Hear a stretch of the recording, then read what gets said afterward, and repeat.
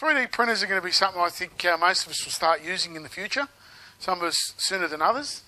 The uses of them are so varied, and what you can do, especially as a DIYer, make your own brackets, make your own clips, and all sorts of things. It really opens up a whole new world of creativity for everyone.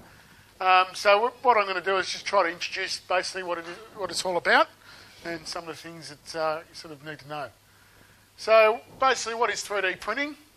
So 3D printing is also known as desktop fabrication, additive manufacturing. It's a prototyping process where a real object is created from a 3D design. The digital 3D model is commonly saved in what they call STL format and then sent to a 3D printer. The 3D printer then prints the design layer by layer to form a real three-dimensional object. So the basic process of 3D printing is you start off with a CAD program and you draw your program or draw your object that you want to make to the dimensions you want to make. Then from there you then go to a program which is called a slicer program. So the slicer program is a program that basically sets up your parameters for your printer to actually print. So what it does is slices your object into layers so it can then be printed out by your printer. And then from that you've got your 3D printing. We also have 3D scanners, so you can scan objects and you can import those into a CAD program and then modify those, or you can go straight into your slicer program and just basically copy it straight away. So a lot of options and choices for people to do what they want with when it comes to creating things. So you might have a broken part or something like that. You can easily copy that and fix that up. So that's the end result. So there are actually quite a lot of types of 3D printing, and we'll just quickly touch on those. So material extrusion, which is the one we will discuss and the one that's commonly used. We'll discuss that further shortly. But there's vat photo polymerization, which is a 3D printer based on the vat method, which is a container filled with a polymer resin, which is then hardened with a UV light source. So it's a different way. It's using resins instead of an extrusion plastic. Not as commonly used. It's more of a commercial industrial use. Then there's material jetting. In this process, material is applied in droplets through a small diameter nozzle, similar to the way a common inkjet printer works, but it's applied layer by layer to build a platform making a 3D object, and then hardened by UV light. So basically that's a mix between the material extrusion and the vat polymerization. Then we have binder jetting. With binder jetting, two materials are used: powder-based material and a liquid binder. In the chamber, powder is spread in the equal layers and the binder is applied through jet nozzles that glue the powder particles to shape a 3D programmed object. So that's another method that's used. Then there's powder bed fusion. This powder bed fusion is becoming popular with steel fabrication and things like that for 3D. It uses a high power laser to fuse small particles of plastic, metal, ceramic or glass powders into a mass that has the desired three-dimensional shape. The laser selectively fuses the powder material by scanning the cross-sectional or layers generated by the 3D modelling program on the surface of a powder bed. After each cross-section is scanned, the powder bed is lowered by one layer thickness, then a new layer of material is applied on top of the process. The benefit with this is objects don't need support because the powder itself gives support.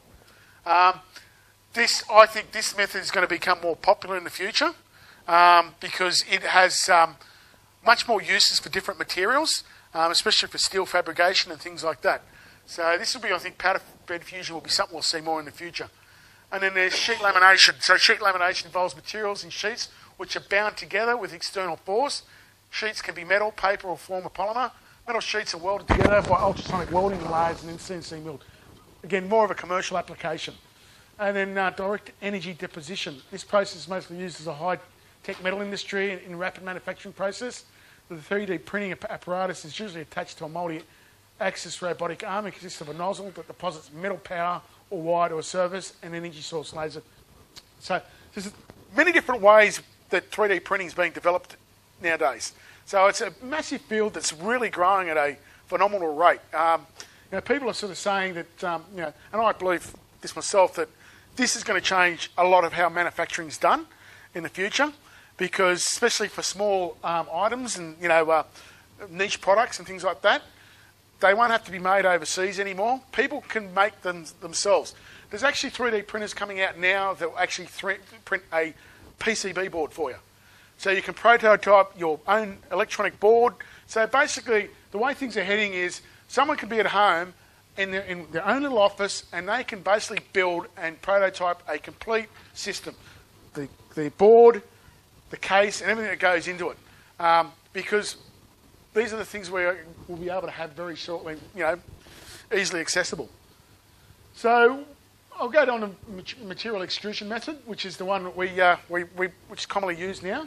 So it's fused deposit modelling technology. So it works using a plastic filament or metal wire, which is unwound from a coil and supplying material in an extrusion nozzle, which can turn the flow on and off. The nozzle is heated to melt the material and can be moved in both horizontal and vertical directions by a numerically controlled mechanism, directly controlled by computer-aided manufacturing CAM software. The object is produced by extruding melted material to form layers as the material hardens immediately after extrusion from the nozzle. So just basically layer by layer, and that's why we talk about a slicer program. The slicer program slices into layer to layer to be printed. So basically, as the diagram shows here, just this applies layer by layer. So there's several materials we can use with a normal 3D printer that we currently have available. So the general two main ones are ABS and PLA. They're the main two, and you'll find that most printers these days will ship with a spool of ABS and a spool of PLA. Mine was shipped with one of each. Both have their properties, and so ABS is, if you can understand how to say that word, it's the most commonly material used in 3D printing. It's similar to what's used in Lego. It's very durable, slightly flexible, lightweight, and can be easily extruded, which makes it perfect for 3D printing. It's what I generally use. I've found it quite good to use. And then we've got PLA, which is another commonly used material. It's actually biodegradable, so that's why I haven't used it, because its UV rating properties aren't very good. So I've used it generally to make clips for the lighting to be held up with catenary wire and things like that. So PLA was the obvious choice, black PLA, because black and black ABS was the choice because black helps add UV properties, because black is a carbon-based colour, so inherently it adds UV properties. So because ABS in its complete natural form isn't actually a product that's UV rated, but with some polymers and things like that put into it, they actually make them UV rated. So the spools I'm using are UV rated. So basically it goes down to ABS versus PLA for most people, because this is the choice that most people are going to use, either one or the other. So basically they extrude at different temperatures. You'll find ABS requires a heated bed to work better. PLA doesn't really benefits from using a heated bed, but you don't necessarily need to. So ABS works reasonably well without cooling. So ABS is one of those ones where you really need to have an enclosed 3D printer. But the fact is, with ABS, if you have drafts and cool drafts come things, it makes things curl and doesn't allow the print to work very well. Where PLA, I would actually take the top cover off my printer and the side little vents off and open the door up so it actually vents very well, because PLA sort of prefers that kind of condition. So it sort of just gives you a couple of ideas of what the comparison between the two are. In the end, they're both basically the same price. So it goes down to what application you want to use. I haven't done much PLA printing myself. The little bit of printing I did do, it worked okay, but I still needed a bit of tweaking. So, but there's other materials we can use too. So we have nylon. So nylon is a versatile 3D printing material which prints in natural whites with a translucent surface and conservable colour. It's another material. It requires about 230 to 240 degrees. It also has different properties that you can use for different. One of the more common ones used, but it's becoming more popular. TPE. It's a flexible 3D printing material that feels and acts much like flexible rubber. can be used to make parts that can bend and must flex to fit their environment. So it's more of a rubbery kind of material. Then we've got polycarbonate. Polycarbonate's a much stronger, durable, harder material. We've got a product called laywood, which is an extrusion plastic material that's actually impregnated with wood. So it smells like wood, it sort of looks like wood, even cuts like wood. But it doesn't feel like wood. And then we've even got new conductive filaments coming onto the market. So you can start making electrical things with electrical traces on them. So there's a lot of things, because the market is still very early and it's developing very quickly. There's many other exotic materials constantly being developed. So in the next couple of years, so we're going to see so many changes to this field, and what we can do with it is just going to open up a whole new world of things. We talk about DIY. Well, this is going to really bring DIY really to everyone quite easily, and cost effectively as well eventually. Then we have a thing called support materials. So generally we can build an item, so it might have an overhang, or it might be a box, so the top of it's got no support. So what we want to do is support that material, because it can't support itself because gravity, basically. So to try and get away with that, you use a thing with, like, what I've got is a dual head extruder.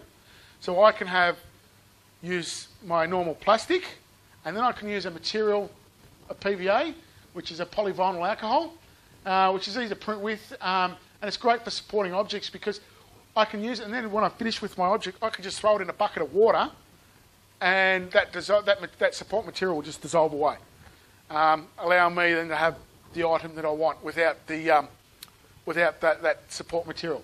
Because what happens is, a lot of times people, if with a single head extruder, if you're going to use support material, what you have to then do is you have to then break off the support material and then clean the face up that had that support material. So using this on a dual head extruding system is much better. As you can sort of see in the picture below, the support material there is in that box in water, and that's how it dissolves, and you end up with a clear, empty kind of shape in it. So it allows you a lot of ways to be able to do what you need to do.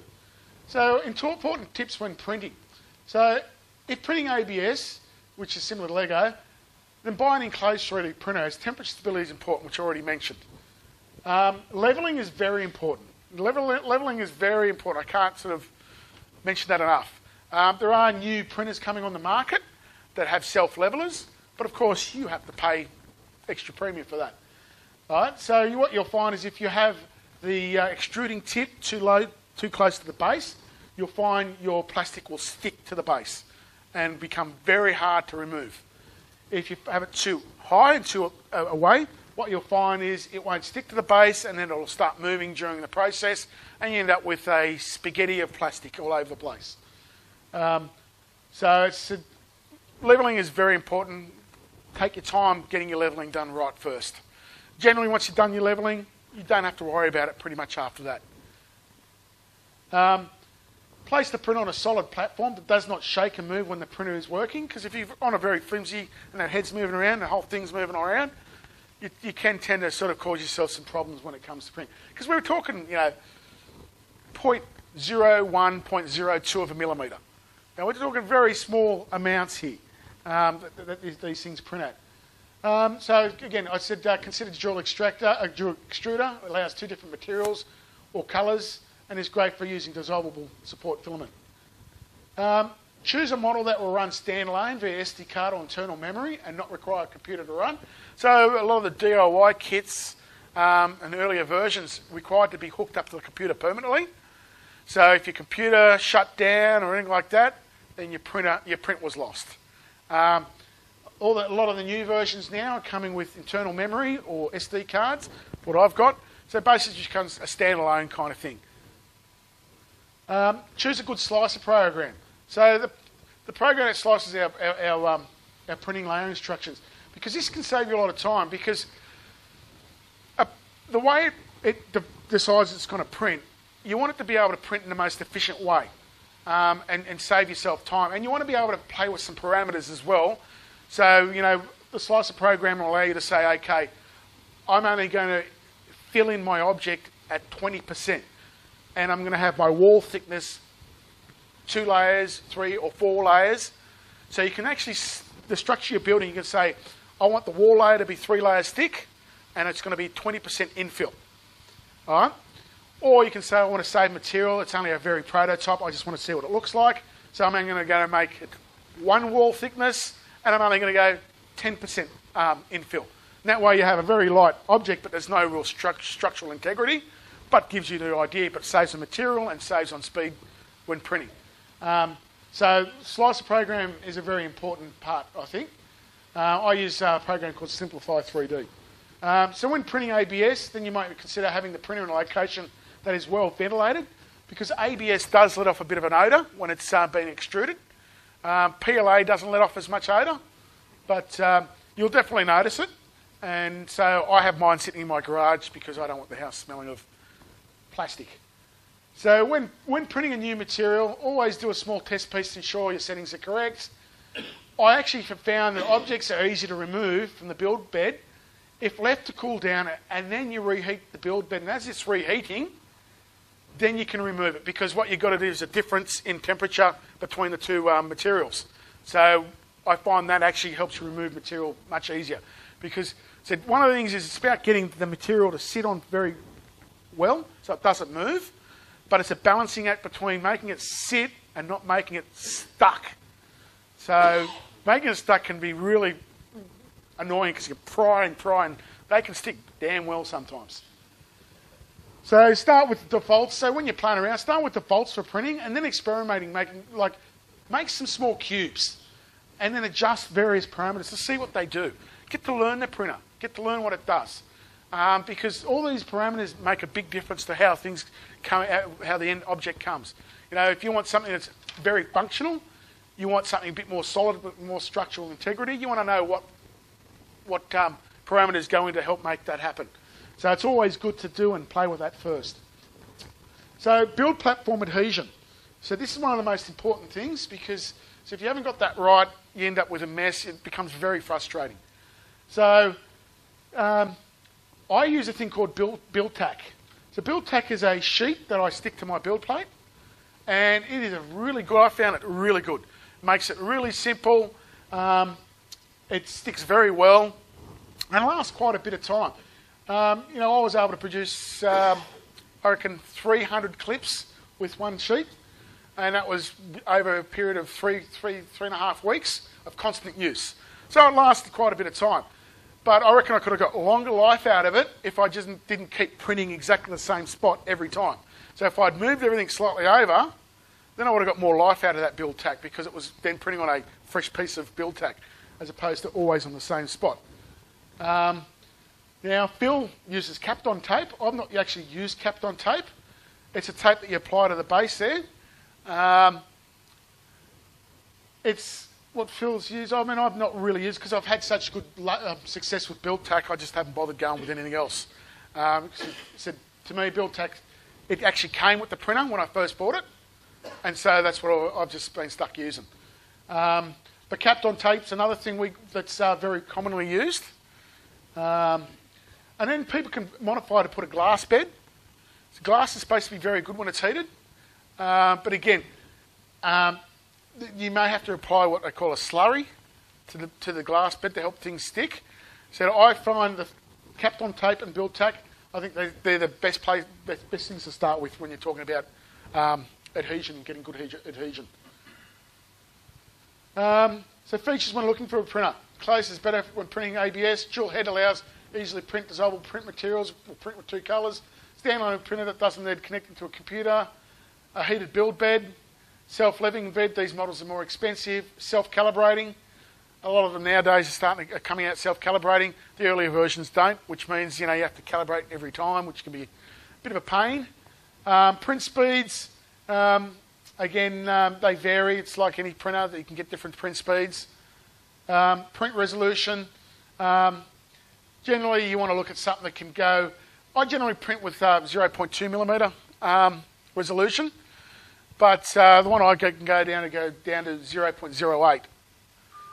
So it can go down quite a fine resolution. But of course, as we know with printers, the finer resolution you go, the longer it takes to print. So it's about balance. You print bed size and height, so that basically determines of what you can actually build. Does it use proprietary filament, or can it be easily modified? So a lot of printers will actually stick you with using their filament, and that's where you get stung in the end. So example is the Da Vinci range. They use a cartridge, and it's quite expensive. Cheap to buy the printer. It's one of the cheapest on the market, but the consumables are quite expensive. Where the one I bought, it only, it's designed to use proprietary spools of 700 grams. But the very first project I did with it was build a spool holder that could hold generic spools. So I just went online and to a place that had lots of files, did a search, bingo, someone's already done it. Downloaded the file, built it straight away. So that was the first project I built. Something to modify the printer. Important thing, look at what the slicer software is. Does it have good support? So Simplify 3D is a very good program to use. And then you've got to look at community and manufacturer support. So there's sort of points you look at when you're looking at a 3D printer. So then we look at types of free CAD software, because I think most of us are going to only be interested in free software, not purchase software. So Google SketchUp is one piece of software that's out there that people can use. It's not too bad. We've got Autodesk 123D. This is what I actually use. And I'll do a quick demo of that shortly. Then we've got Tinkercad. That's an online-based CAD program. These are all free to use. Blender, 3D Slash, FreeCAD, Seamless 3D. So there's plenty of free ones out there to get your hands on to play with. And a lot of them are actually made to be easy. So Tinkercad is one of those ones that's actually aimed at school kids.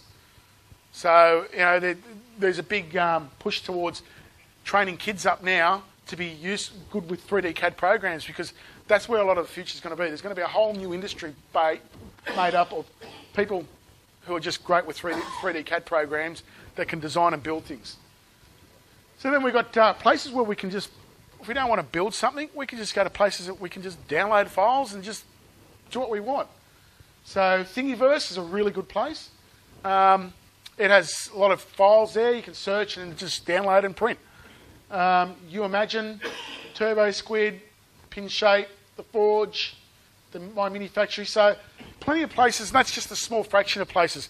And all these repositories are getting more and more files in them, so you're finding it easier and easier to find what you need without having to build. So, here's an example here. That's the 3D file there on the left side. That's a produced. So this is an engine block that someone built, designed, and that's how it came out in the end. So you can see, that it's very intricate in what they can actually do. So what I'll do is I'll just quickly fire up.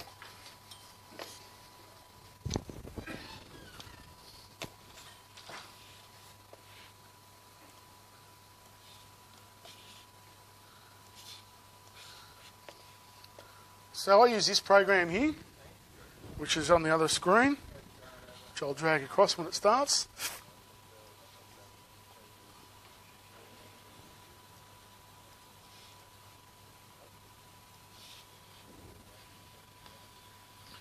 So you can import designs, so you can import things in.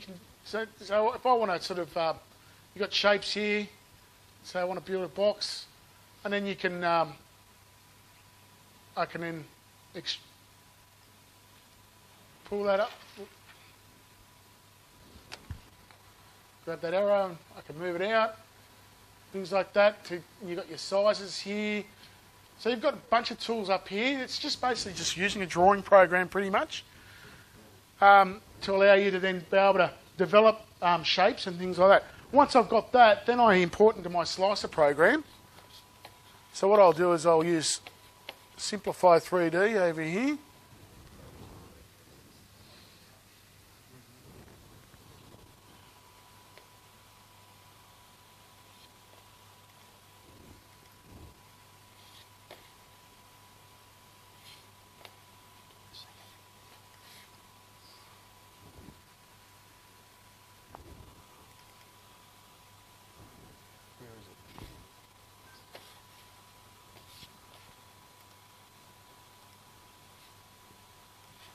Showed it there. Where's it gone?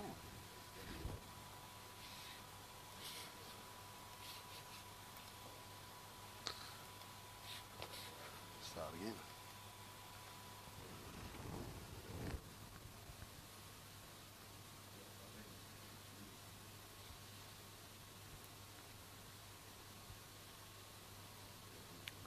So something's going on with my computer. It's doing too many weird things today.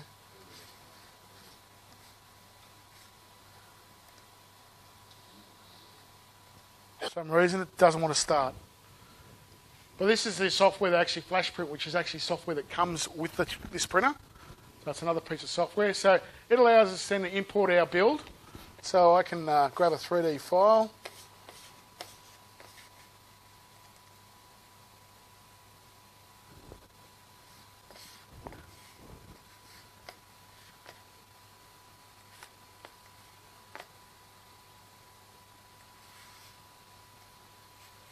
So that's just gonna.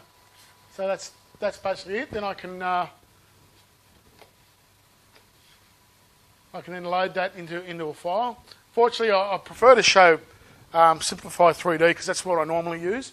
But I don't know what's going on here. I've got the icon down here as say the program's running, but it's not anywhere to be seen. So I don't know what's happening here.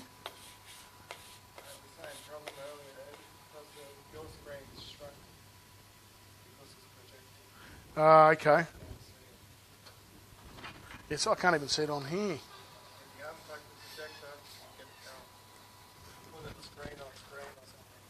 We'll see.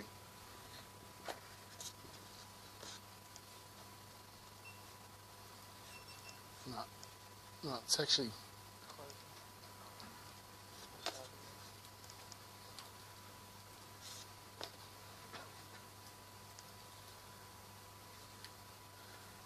I have to find out what's going on there because it's worked every other time and now for some reason it doesn't want to work.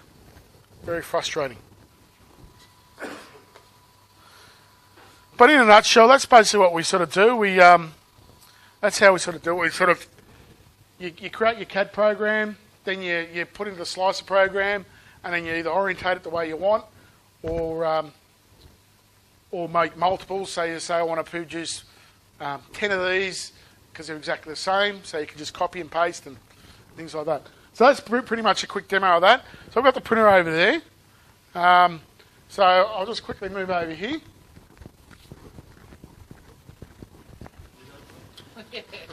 My finger's a bit greasy from before, I think. So this is so that's the build tack I was talking about that I'm using here. This takes two spools, so dual head. What I've actually done here is I've preheated this already. So you can actually preheat your bed. So it's now temperature ready to start printing. So I built this. So basically this was what was produced.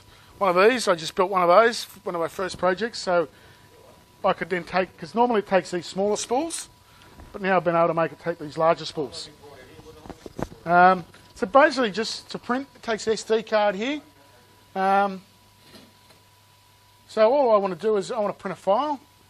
I've got them already on the SD card here. I've got a bunch of files here. So what I'm going to do is just make something very quick. I'll make a Space Invader.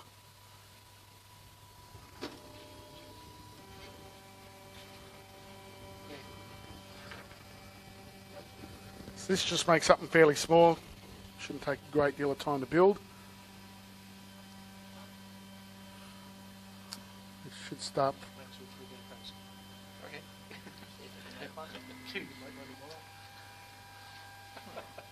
Challenge accepted.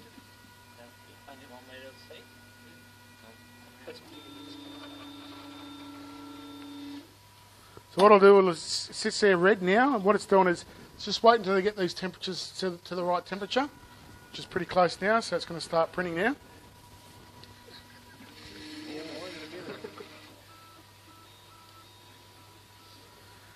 So it's just basically the same as a printer, but it's three-dimensional now. So it'll just go ahead and just keep doing that until it's ready to go.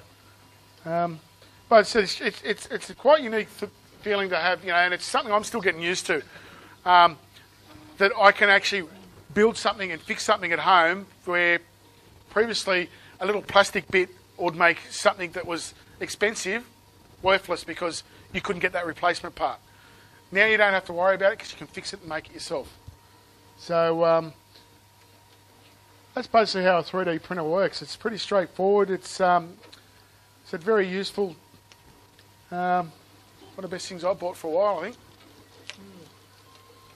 So, important question, Ed. Yep. How much? Okay, for this model here, this model was $1,450. You're getting cheaper. They're getting cheaper. So this is a 14. So this is for $1,450, but this is a dual head one model, and it also has memory and things like that. You can get them for $600-700 now. They're coming down in price very quickly. When you look at all these companies at the moment, they're vying for their position at the moment in this market. A lot of companies realise that there's a lot of money to be made in the future, so everyone's coming in there trying to get their market share, bringing in new features. I reckon within 12 months, I reckon most of them will be self-leveling. These are the sort of features. It's like when we first started with printers. We all remember dot matrix printers. Most of us, some of us don't because we were a bit young. But remember, how slow and cumbersome those things were and things like that. 3D printers is just the same. It's just early in its progress of technology, but eventually it's going to be right up there, and so we'll be able to just produce what we want. So the world of being able to be creative is getting closer and closer for everyone. We have ticker tape machines before faxes. What's that? We had ticker tape Yeah. machines before Yep. faxes. Yep, very true. Yeah, no, but when you go on the internet and you actually see what they're doing with these 3D printers, in China they're building houses with 3D printers. So they have concrete extruding, and they just move this big machine onto the plot, and it just builds a house a day. So, and I said the new range of 3D printers, they're coming out with ones with PC boards, dual layer PC boards you can build yourself at home. For prototyping, that is just amazing because I said, in one day, you can sit there in front of your computer, pump out your design, and test it straight away. No waiting, nothing. You can say, okay, that's not right. Make your adjustments on your computer, bang, test it again. All right? Within one day, you've gone from conception to an actual product. Before, that would take months and months of back and forth to China, moulding costs, this, that, and the other. So, it's just opened up a whole new window of creativity. Phil, snap these up in no time. Great little device. No one would have been able to get these in the past because who would make these normally in the normal process of getting mould done? No one. But on a 3D printer, draw it up, make it, and you've got it. So I think it's something that a lot of us will start using in the future because as far as DIY hobby and our lighting, we're always trying to make up clips. We're always trying to make these things. We're always trying to make something, for ourselves to suit our own applications. And this was what will help us do it.